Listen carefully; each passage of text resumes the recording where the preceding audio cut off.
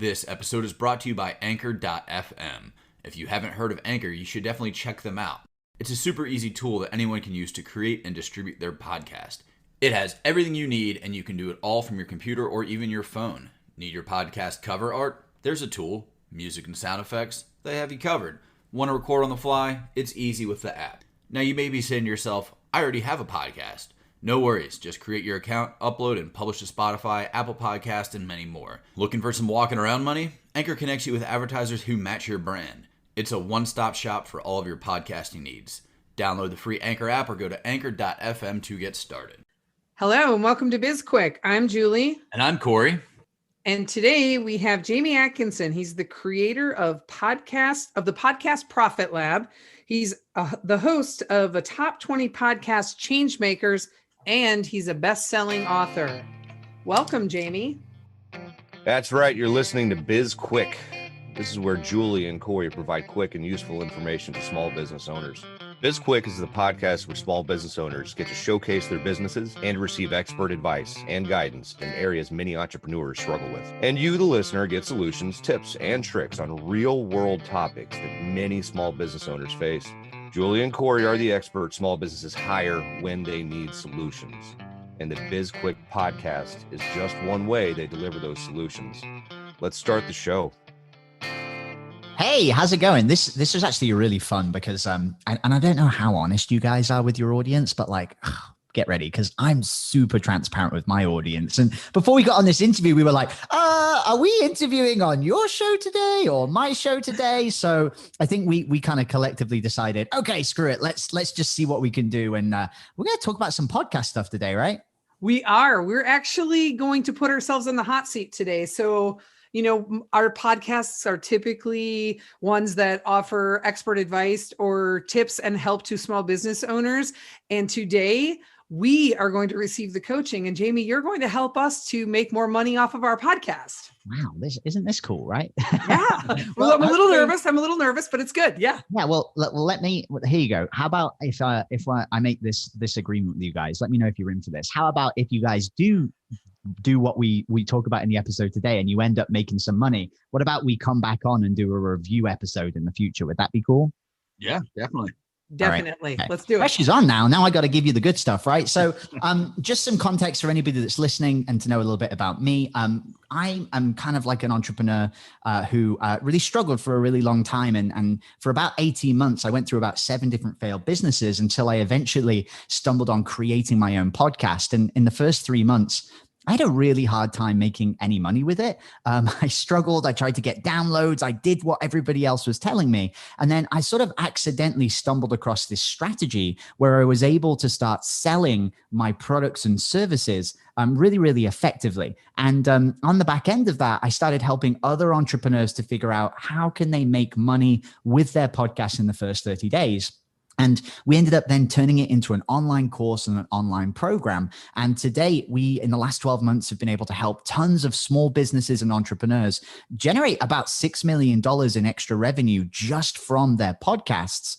Even though they don't have massive audiences, massive followings, these aren't like those kind of online influencers, you know, who have like 1 million people on an email list. And they're like, oh, I sent one email and I made $100,000. These are like the real small businesses, the entrepreneurs in the trenches, just like us trying to figure it out. So, you know, bearing that in mind, I guess the goal today is to try and help you guys unpack, you know, your new show, talk a little bit about what's going well, talk a little bit about your struggles. And I would love to try and help you guys understand a little bit about the framework that we use. And hopefully on the back end, you guys can get some clients. Does that sound cool? Sounds great. Sounds fantastic. So full context for everybody listening and for me, first of all, tell us about your business, just a really quick sort of 30 seconds. What is it you sell and who do you sell it to? We sell expertise in launching small businesses or making your small business profitable. So we help people who are ready to launch or business owners who are ready to go from working in the business to on the business because they're exhausted and tired and need some time. Perfect. So you guys basically are doing kind of like coaching and consulting, and you're helping small businesses or people who want to launch their business kind of for the very first time, right? Yes, and people who have an existing business as well. We always say the only barrier to entry to most small businesses is cash. So, the people don't have that foundation or that background in business. And so, they have to figure things out the hard way, and we try and help them, make it a little bit easier for them. All right, perfect. So this is always a question I really love to ask people when I start to work with them straight away. And I'm really lazy as a marketer, and I don't like to do new things and difficult things if I don't have to. So if I asked you guys the question of, what is currently the most successful way that you are getting clients, what would you guys say that would be? And what I mean by that isn't, where you're getting them from or what traffic source. I'm talking about the process that you guys sort of sell your product or service. What would you say the best way is? I mean, honestly, go ahead. I was going to say referrals, network, word of mouth is probably the most effective for us. Is that what you were going to say, Corey? Yeah, networking, basically. It's making that connection. Like nobody's going to, as of right now, we're still a new company. And, we don't have that name. And so, we have to make that personal connection because there's no other, people don't know who we are. They're not going to, just search for us on the internet and come across, oh, hey, I want to hire you guys. It's yes. It's all about that personal connection.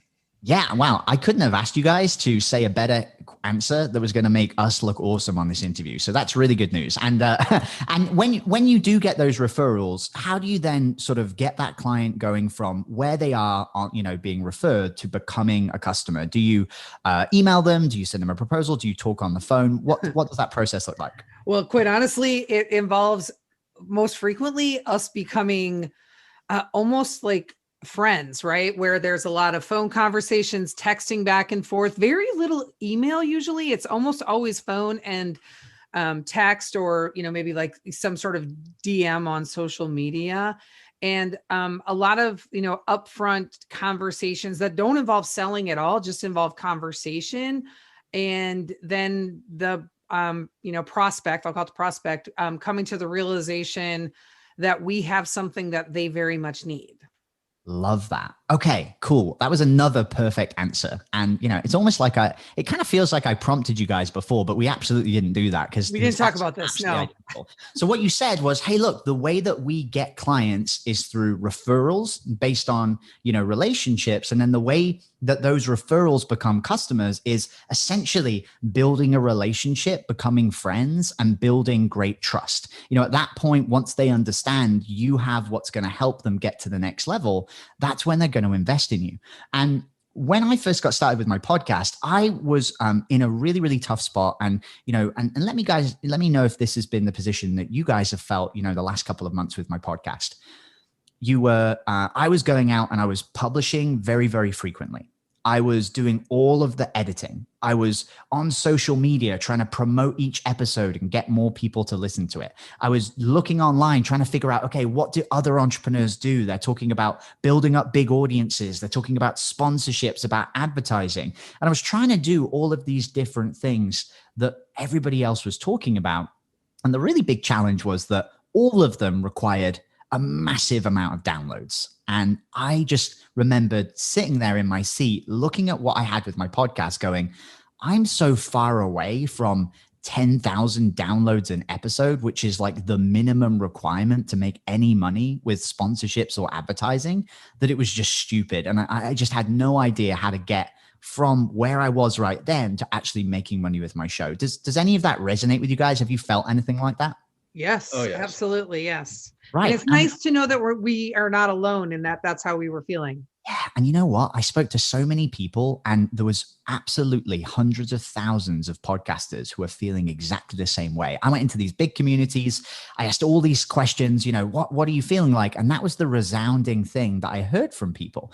And if you look at the podcasting space and, at the beginning of listening to this interview, you guys might be thinking, anybody that's listening, oh, wow, this sounds terrible. I'm never going to make a podcast. Promise you, there's a good thing coming on the end of this. But the real challenge here is that when people get into this and they start to podcast and they can't figure out how they're going to get all of those downloads and they can't figure out how they're going to get money, the only thing to do is either to persevere or to quit. And if you look at the statistics in podcasting, this is where it gets really scary. The average podcaster only does 7 episodes before quitting. Actually, 90% of people who start a podcast quit within 3 months. And when I looked at that statistic, it blew me away, because what I realized was that if I don't know how to get to the end result of making any money, how am I ever going to get there? So I remember being, at the time, me and my girlfriend, we travel a lot, and we were in Bali living in this like super cheap tiki hut thing for like under $1,000 a month. And I remember thinking, man, I've been doing my podcast for 3 months and I can't make any money. And at the time, what I was doing was I was interviewing my dream customers. So every single day, and at the time, I was actually selling Facebook advertising services to orthodontists. And I don't know if you guys have ever spoken to an orthodontist, but most of the ones that I was speaking to were these like 60-year-old dudes. They were working 2 days a week. They're Maseratis, like ready to start retiring. And I was this sort of young, spunky 20-year-old marketer who was phoning them up, cold calling, saying, hey, do you want more leads, more customers? And that was completely not what they wanted. So every day I was trying to go out and prospect and get these new customers. But on my podcast, I was interviewing the people that I really wanted to work with, entrepreneurs, online businesses, these people that understood like where I was coming from. They loved marketing. They loved that I was curious about it. So on this one hand, I was trying to like do this business, and the other, I was interviewing these dream prospects. And then one day something kind of weird happened, and I was doing an interview with a guy, and he ended up texting me, and he said, Jamie, I know on that podcast interview, we were talking about online marketing funnels, and it was really interesting. Like, would it be okay if I jump back on another call with you? I was like, okay, well, this is weird. And, no one's asked me to get back on another call, but I thought, okay, all right, let's do it. And we ended up getting back on this other call. And we were on the phone for about 30 minutes. And then at the end of this call, this guy wired me $2,000 via PayPal. And I remember sitting there on this bed in Bali, like just completely confused. I was like, what the hell just happened? Like, I'd done this podcast interview with this entrepreneur. He had then sort of reached out and said, hey, I liked what we were talking about on the show. And then at the end of it, he then wired me $2,000. And I was like, that was really easy. And I was comparing it to these cold calls that I was doing with like dentist after dentist after dentist, and nobody signing up and nobody being interested. And I realized in that moment what had happened. And what had happened was, instead of me trying to grow a really big audience with my podcast, instead of me trying to sell to my listeners, I unknowingly had actually sold my product to my guest. I was like, wow, there might be something in this. So I decided, okay, so I got rid of all of the things I was doing with the orthodontist. I said, I'm just going to go and try and do this on purpose this time. Instead of accidentally doing it, let's see if I can actually do it on purpose. And the next month I went out there and I did around about 17 interviews, and I ended up closing nearly $9,000 in sales. And it was one of the most successful months that I had ever had as an entrepreneur. And in that moment, I knew I'd stumbled across something. This idea that, hey, if all I did was go and use my podcast as a platform to connect with my dream customers, build a relationship, and then make them an offer to potentially work together on the back end, I realized that it wasn't as complicated as what I thought. Now, that little story there was around about 17 months ago. I think, if my math is any good, it was around about in March of 2019. And actually in May of 2019, a lot of the people inside of my community pushed me to create an online program to help other entrepreneurs figure out how to do this with their podcast. So all of that to say, in the last 12 months, we've refined and refined and refined this process. And now we've got hundreds of these small businesses and entrepreneurs who no longer have to worry about their download numbers. They don't have to worry about promoting the episodes. They don't even have to worry about what they talk about in the episodes. All they're focusing on is the relationship with the person they're interviewing, to be able to get, this relationship and connection so that they can sell their product and service. Now, I know that's a little bit of a long-winded story, and I want to bring it back to you guys and to what you can do with your podcast. But I remembered you saying at the beginning of this interview, and I said, well, what's the way that is working right now to get you customers? And you said, well, we, connect with somebody that's been referred to us. We build a relationship, we essentially become friends, and then we let them see that we've got value that can help them. And the reason I said I couldn't have asked for anything more perfect was that's exactly what we teach inside of this podcast closing framework. You interview and you get somebody to come onto your podcast. And in doing that, you increase their status. By coming on the show, you're doing something for them. And usually they're super grateful for that opportunity to be exposed. During the interview, you're building that relationship, you're gaining trust, you're learning about them, you're going usually way deeper with the questioning than what you would in just a surface level conversation that you might have on a sales call. And then once you get to the end of that interview process, all you need to do is to carry on that conversation and really just make them an offer and say, hey, look, it was super fun to interview you. I love talking about all of this stuff. I noticed that you mentioned a little bit about your business inside of it. And you said that, one of your biggest challenges was, growing and getting to the next level. I actually think that there's a way we might be able to help you here. We've worked with a ton of people who are just like you to be able to get those results. Would you be interested in jumping on a phone call and maybe we can chat about how we might be able to help you? And it's that very, very simple process of going from interviewing the right person to then making them an offer on the back end. So that's a little bit of context about what we teach. And what I love about what you guys have got right now is that if we look at your product, in fact, before I get into that, how do you guys feel about that right now? Does that sort of sound like something that might work with your podcast? All right, we're going to take a quick break and hear from Jessie Cushenberry. She is the founder of Visionary Foods, and she's got some ideas on how you can take off that COVID weight gain. I am so glad to bring you guys our Natola Granola. It was created specifically because most of the granolas and cereals on the market are a recipe for weight gain. And I personally love snacking on granola, but it doesn't love me back. So that's how it was created. And I'm excited to bring it to you guys. We have monk fruit sweetened, and we have the only unsweetened granola in the entire marketplace. So please do visit visionaryfoods.net with coupon code BizQuik, BizQuik, for 20% off of your first order. All right. Thanks, Jessie. Back to the show. In the interest of full disclosure, since this is we're on the hot seat here, we are messaging back and forth in the Zoom chat. And since, for our listeners who can't see us, we record this via Zoom. And I literally just asked Corey, do we have the wrong guests on our podcast? Because, when we initially started, the concept of the podcast was to help small business owners by having them come on and talk about either opportunities that they had or problems that they were facing. And they just needed, a fresh pair of eyes to look at things. Because so frequently you just can't see it when you're really in it. And at some point we shifted to having more and more experts on who wanted to come on. Like everybody wants to come on and tell, our listeners, like how they can, build a better sales funnel, or they can use neuroscience to market, or how they can, help them with creating better content or whatever it is. Right. We've covered a lot of different things. Very few people come on and talk about the problems they're having. So I guess if we weren't going to switch the type of guests that we had,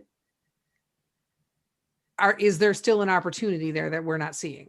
Yeah, so this is a really good point, because when we look at podcast closing and when we look at, doing podcasting in this different way, I just want to validate you guys and say, look, 99% of the people in the podcasting space have absolutely no idea how to do this. And it's only 1% of the people, people that we've connected with and some people who figured it out on their own that are actually implementing these systems. And there's a couple of key things that you want to look for if you're saying to yourself, okay, how can we do this? Now, a couple of caveats here. The first thing that you want to remember is that it will depend on the price of your product. Now, I know that you guys sell a little bit of a higher ticket product. You're consultant and coaches. You're charging anywhere from $3,000 and all the way up to sometimes a much more than that. So for you, it's very, very beneficial to have one-to-one conversations with people on your podcast who could become clients, because, if one or two of those people say yes, it might be $10,000 to $20,000 in revenue. That's a pretty good month from the podcast. But if you sell a lower ticket product, there's a lot of people in the audience right now who'll be screaming, Jamie, I don't sell a $2,000 product. Like I sell a $97 product, or I sell a $27 product. Just know that you can still do podcast closing. What you do is you just change the the sort of specification of it slightly. And if you sell a lower ticket product, then what we recommend to do is something we call partnership podcast closing. And this is what we do in our business. You know, when we're trying to sell our 997 program, we're not selling it one-to-one with the people we interview. What we do is we interview people who have an audience of our dream customers, and the product we're selling to them is the idea of a partnership. So I might interview someone with 5,000 entrepreneurs in a Facebook group. They come on the show. We do exactly the same process, interview them, build a relationship, and then make them an offer. But we're not saying, hey, you should buy my 997 course. We're saying, hey, we should partner up and sell my 997 course to your community. Now, in your guys' position, I want to keep it specific for you because I think a lot of people in your audience, they might be in that situation where they are selling a higher ticket product. So what do you guys do? Well, the first thing that you want to look at is one of two things. You want to, first of all, make sure that you're interviewing the right people on your show. And you want to make sure that you're attracting the right people on your show as well. So to give you guys an example, let's use the example of, say, a Facebook ad agency, right? Let's say you guys in the position you're in, you run Facebook ads, and the clients you work with, let's say you work with chiropractors. Now, the position you guys are in right now, you're saying, okay, well, sometimes we interview the right customer, but sometimes we bring on experts. So in the Facebook ad example, who sells to chiropractors, what they would do is they would bring on experts to talk about marketing and Facebook ads, right? They get an expert on, they talk about Facebook ads to try and educate their dream customer. And what happens in that situation is that they're actually becoming the interviewer and not the expert. They're bringing on somebody else to be an expert, and they are just the person who's asking the questions. Right. And the challenge with that is that most of the time, I mean, if you go down the high street and you speak to a local chiropractor, there's a very low chance that they are going to be on a podcast listening out and listening to a Facebook ads marketing podcast, right? And if they are, probably the likelihood is they're probably not going to hire you. They're going to try and figure it out themselves. So what I challenge people to do is think about, okay, well, how could you change the environment of your podcast so that you are attracting your dream customer, not only as a listener, but actually as someone who might even want to come on your show? So if we use the same example, so we have a Facebook ads marketer and he wants to work with chiropractors. Well, what about if he went and interviewed chiropractors on his show? So maybe it wouldn't be called the Facebook ad show anymore. Maybe it's going to be called something like Chiropractors Online. We speak to chiropractors who are looking to grow their business online, and we talk about the challenges and tribulations of all of the things that they're going through in their business. What now happens is that the person who sells Facebook ads to chiropractors every single day is speaking to new people who might want to buy his product or service. But greater than that, imagine 3, 4, 5, 6 months down the line, after this dude has interviewed over 100 different chiropractors, every time he interviews one of those chiropractors, he is the person that is the expert in marketing. And though that other person is the chiropractor who's talking about growing his business. But more than that as well, what starts to happen is he starts to gain influence with those chiropractors. He starts to become associated with chiropractors because he is going and interviewing them every single day. So in your guys' position, imagine that you start to interview and connect with your dream customers. You start to actually talk to them about their business and their challenges. You ask them about what they're going through. You get these really powerful interviews. And not only are you going to build a relationship with that person you're interviewing, not only are you going to open up the possibility of working together, but who is going to be the most interested to listen to that episode? Well, if we look back at the chiropractor example, imagine you're a chiropractor who wants to grow an online business. Well, you're going to listen to that show where other chiropractors are talking about the things that they're doing to try and grow an online business. And what happens is your show becomes what I like to call a profit magnet. You start to attract dream customers, not only as guests to your show, but other people who are just like them are going to want to listen to that show as well. So the first thing I always like to talk about is positioning. How can you set up your show so that it attracts your dream customers, not only as guests, but also as listeners for that show? And that's the first step of the positioning. Now, the second step of podcast closing is something that I think that is even easier. The second part of podcast closing is just to make sure that you fulfill two really simple criterias. The first thing that you want to do is you want to make sure that the person that you bring on the show is in the right position to buy your product. So what do I mean by that? Well, let's say I teach people how to launch a podcast. If I invite someone on my show that already has a podcast, I'm not going to have any luck trying to sell them a course on how to launch one, right? So the very first thing that I need to do is to make sure that anybody that I'm interviewing on my show is in a position to potentially buy my product. So if you guys interview somebody who's a school teacher and they have no interest of growing an online business, he might be able to give tons of value, but if you offer him your product or service, he's going to say no every single day of the week. So what I always like to do is make sure that I spend that little bit of time, little bit of extra attention to detail to make sure that every person that I interview on the show is an opportunity, not only for a business partnership, but also for very, very relevant content for your dream customer. Because the more that you can speak to people who are just like your dream customer, the better that you make it for them.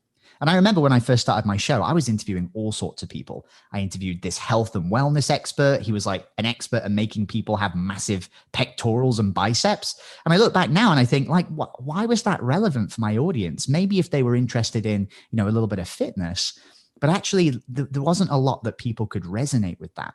So that's the very first thing that I always really encourage people to think about when they do podcast closing. And the second thing is even easier. And it actually is a lesson that I learned from being in sales. So full disclaimer for everybody, I used to be in sales in a furniture store. I used to sit down on sofas every single day and chat to people. Some people argue that is the best job in the world. And I probably should have kept doing that, right? Sitting on my butt and talking to people every day. But I used to sell sofas and I was really lucky to get promoted early on and I became a sales trainer. And I used to go to all of these other stores all around the country. And my goal was to increase the amount of sales that they made. Not necessarily, selling more sofas, but selling more additional products, right? Stain protection, the little feet they put on the bottom of the sofas, the care kits they give you to look after the furniture. It was all of those extra things that they wanted to sell in the store. And the number one thing that I always wanted to focus on when going into those stores was that I realized that some things that I could teach would only give a marginal increase.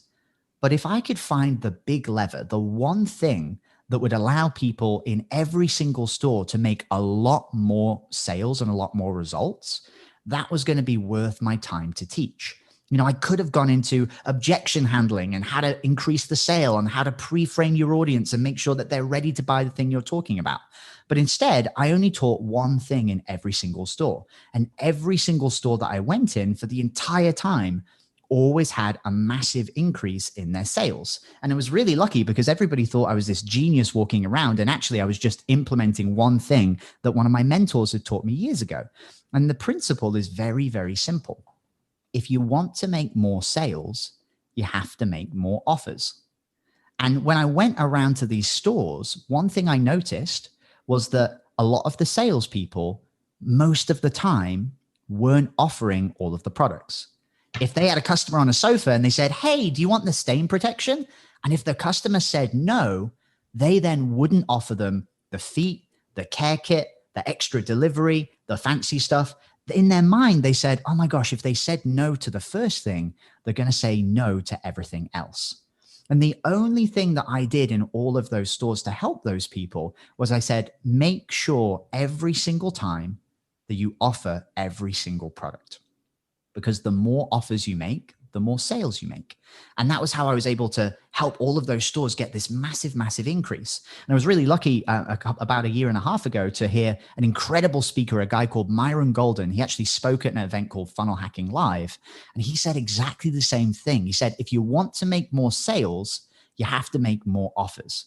If you take the amount of offers that you make in a year and you put that same amount of offers in a single month, then you'll get exactly the same revenue result. And it was a friend of mine, a lady called Tina Lorenz, who actually listened to this guy, Myron Golden. She was in one of his programs. And the previous year, she was a copywriter. She sold, writing courses online. In the previous year, she'd made about $180,000, maybe $200,000 in sales. And she listened to what Myron said and she put it into practice. And in a single month, she made the same amount of offers, like the same physical amount of offers that she did in the previous year. And in that 1 month, she did $150,000 in revenue, almost exactly the same as what she'd done the year before. So I tell you guys this story because when you look at podcast closing and you look at this possibility of, hey, all I need to do is to interview my dream customer, build a relationship, and then make them an offer to potentially work together. The number one tip that I can give you guys and every single person out there is just to make an offer every single time. There's a guy inside of my program and he's called Brett Schwartz and he runs this tax solutions product. He helps really rich people pay less tax. That's essentially what he does. And he heard me say this and he heard exactly that same story and he put it into practice. And in the last year, he's done over 162 different interviews with all of these different people. He's actually launching his second podcast now. And every single time he made an offer to potentially work together with somebody. And it wasn't this big, super splendid pitch. It was, hey, I know we've been talking about tax on the podcast. I actually think that I might be able to help you save a ton of money with your taxes. Is it worth us having a conversation? Because I would love to chat with you about it. And in the last year, since he started doing this, he added over $55,000 in recurring revenue on 10-year contracts. That means if he did nothing at all for the next 10 years, he's going to have $55,000 coming in every single month. And he doesn't do anything fancy. He's not an amazing salesperson.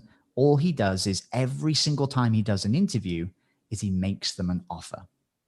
So if I was going to give you guys, any advice on what you could do with the podcast to help you take it to the next level, you've got an incredible product. You've already told me that the best way to sell this product is to build a relationship and become friends and to show these people what you can do to help them. So what I would get you guys to do is to look at the podcast as a platform and an opportunity to connect with more of your dream customers. Build the show so that it attracts those dream customers, build that relationship and that connection, and then just make sure that every single interview that you do, you make sure that the person is in a position to buy your product or could potentially buy your product. And then make sure to make them an offer or an offer of a conversation every single time. And, this is what we teach inside of our, podcast Profit Lab program. But one thing that we recently did just to help anybody that's listening, that's, if you guys are excited about this, or if anybody listening is excited and like, oh my God, that sounds cool, maybe I could do that. We previously only had this information in our 997 course and it was always kept there. And, one of my mentors said to me recently, Jamie, if you can make everything that you do, all of that information available, he says, I promise you that you'll end up getting more customers in the long run. So recently we actually put together a free 5-day pop-up podcast, which is this podcast that you subscribe to. It's 5 episodes. And we actually take you even further behind the scenes on those 2 podcast closing strategies I talked about, but also a third monetization strategy that we recently started adding in. And we take you guys behind the scenes of everything we do to actually monetize podcasts in this different way. And it's a program we call 5 Days to Monetize Your Podcast. So if you guys want to get that, and we can make sure that we give it out to your audience as well, let me know if that would be cool, because it's completely free. I would love to share it with you guys and with them as well. So quick thoughts. Like, one, what do you guys feel? Because that was a lot of me talking and a lot of you guys just staring back at me like, it was either this is cool or this guy won't ever shut up, will he? Could it be both? Yeah, it absolutely could be both. Yeah. It was really, I had some definite aha moments in there, and I instantly started thinking about some of the upcoming guests that we have and people that we want to get on our podcast, that now more than ever, I want to get them on the podcast. So it was good. It was definitely, I'm glad that we had that conversation. Yes, I'll stop talking now, yeah. Corey. Well, yeah. And I know that you have to run here. So we know the podcast Profit Lab is your business. Is there anything else you want to plug before we go? Yeah, 100%. So if you guys want to get hold of that 3-5-day training, I love it. I think it's great. I think it's one of the best programs we've ever put out. If you guys want to sign up for that, it's completely free. It's a 5-day pop-up podcast. You can go to changemakersmovement.com/5 days. That's the number 5 DAYS. And inside of that, we go completely behind the scenes of everything we do inside of our program to help people figure out monetization. And it's everything we just talked about, but in a much, much deeper level. Great. Excellent. Well, thank you so much for joining us. Julie, it was really, really fun. And I hope this was valuable for you guys as well. So, and the cool thing about this is that, a lot of people sometimes think, man, does this mean that, the content isn't going to be as good for my audience? And I honestly believe that the content is going to be so much better when you focus this way, because it's specific to people who are just like your dream customers, the people listening who are trying to grow these businesses and take these next steps. If you guys can interview people who are just like them, but maybe a couple steps ahead, I think that's going to give them a ton of insight into how to take those steps in their business. Well, if you want to connect with us, you can reach us on LinkedIn, Twitter, Instagram, and Facebook. And you can reach us on our websites, sbpace.com and bizquickpodcast.com. Yeah, and absolutely subscribe to our podcast while you're out there. Like us and give us a review. And if you want to learn about anything in particular, you can reach out about topics you want to cover that we could cover for you. Or if you want to be a guest, let us know. And we also have a #1 bestseller book out there on Amazon, Seriously Now What? A Small Business Guide to Disaster Preparedness. And there is a companion digital workbook available as well. Yeah. I'm Julie. And I'm Corey. And this was BizQuik, helping small businesses across America.